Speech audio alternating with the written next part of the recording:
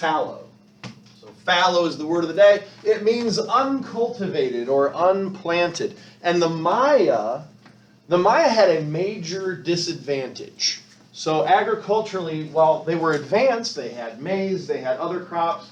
What they did not have that a lot of other cultures of the time did were domesticated animals that could contribute to their poop. Yeah, poop's important. And without a domesticated animal or animals that they could have the poo on the fields, those fields weren't as fertile.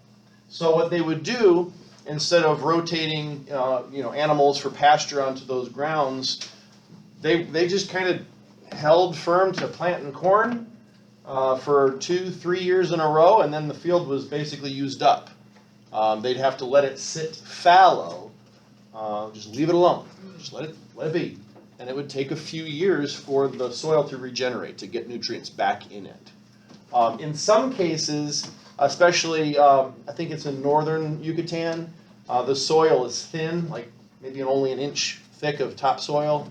You ain't able to do much. So you might plant corn for a year or two, and then you have to abandon the field. You wouldn't even farm it again until like the next generation. So you might be letting it sit for 10, 20 years. The soil's no good. Whereas if they had livestock, they'd be able to do a little better. Does that make sense? So without that fertilizer, you've got to let fields lay fallow longer. Still today, leaving fields fallow is one of the best things farmers can do. However, do fallow fields generate income? Not so much.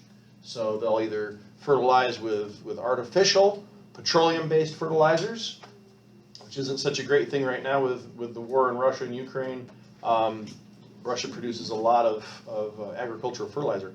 And then, of course, if you have a farm system where you have animals and you grow row crops, that's the best case, but it's not always the best economically. Anyway, I'm going off to the tangent.